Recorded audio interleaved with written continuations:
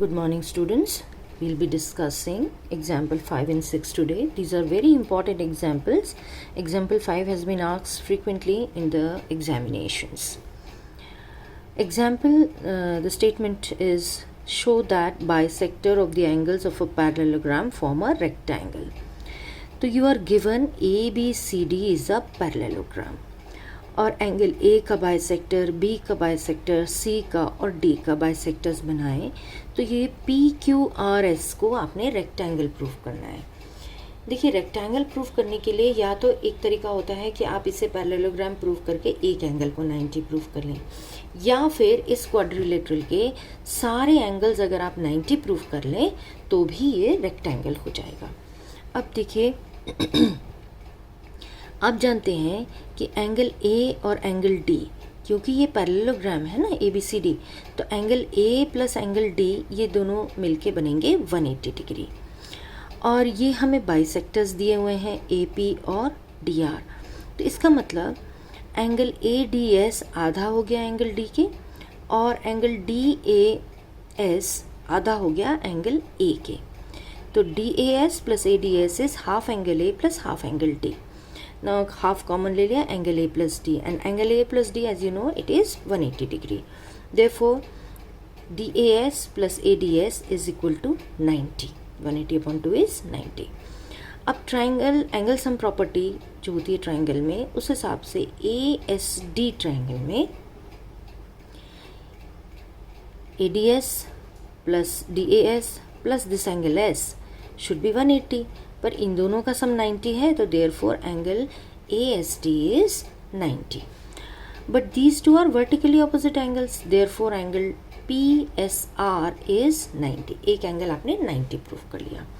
Similarly बाकी के angles भी आप 90 प्रूफ कर सकते हैं। देखिए कैसे, angle A plus B again 180 होना चाहिए, पूरा एंगल A और पूरा एंगल B, क्योंकि ABCD एक पैरेललोग्राम है और ये बाइसेक्टर्स हैं, तो angle PAB plus PBA should be 180 upon 2, that is 90.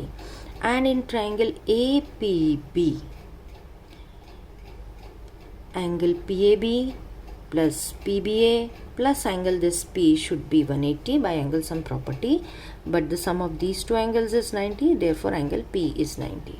Similarly we can prove angle Q as 90 ना, PQRS का Q और एंगल R को भी 90 सिमिलरली करके आप लिख देंगे। आपने दो प्रूफ कर लिए, बहुत है, बाकियों को आप सिमिलरली लिख दीजिए।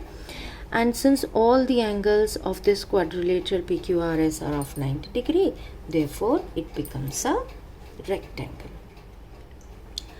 Then there is question example number 6, figure दी हुई है आपको क्वेश्चन में। क्वेश्चन देखिए, ABCD is a parallelogram, ये parallelogram दिया हुआ है, in which P and Q are midpoints of the opposite sides of AB and CD। ये देखिए आपको दिया है Q midpoint है DC का और P midpoint है AP का। If AQ intersects DP at S, AQ और DP S पे इंटरसेक्ट करते हैं, इसी तरह QB और PC R पे इंटरसेक्ट करते हैं, दिया हुआ है। आपको शो करना है सबसे पहले तो ABCQ इज़ अ पैरेललोग्राम। यहाँ देखिए क्योंकि ABCD एक पैरेललोग्राम है तो इसके ऑपोजिट साइड्स पैरेलल भी हैं and opposite sides are equal also, ठीक है। अब AP जो है, क्योंकि P मिड पॉइंट है AB का और Q मिड पॉइंट है DC का, since AB is parallel to DC and AB is equal to DC, therefore half of AB and half of DC are also parallel and equal, that gives you half of AB is AP and half of DC is CQ। तो AP is parallel to QC and AP is equal to QC। और अभी आपने theorem पढ़ी थी last time, last theorem 8.8, a quadrilateral if in a quadrilateral opposite sides are parallel and equal, then it is a parallelogram। तो therefore यहाँ पे हमने AP और QC को parallel भी प्रूफ कर लिया और equal भी प्रूफ कर लिया, तो therefore it becomes a parallelogram। ये तो हो गया फर्स्ट पार्ट।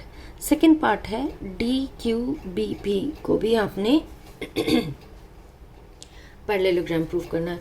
बिल्कुल सिमिलर प्रोसीजर, क्योंकि AB और DC पैरेलल भी हैं, इक्वल भी हैं, पैरेललोग्राम है ABCD, तो इनके हाफ्स भी इक्वल होंगे।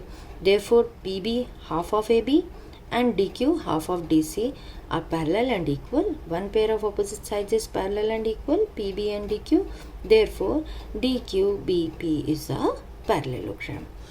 अब देखिए, क्योंकि ये दोनों पैरेललोग्राम हैं तो ये वाली साइड्स और ये वाली साइड पैरेलल हो गई। That means DP is parallel to QB।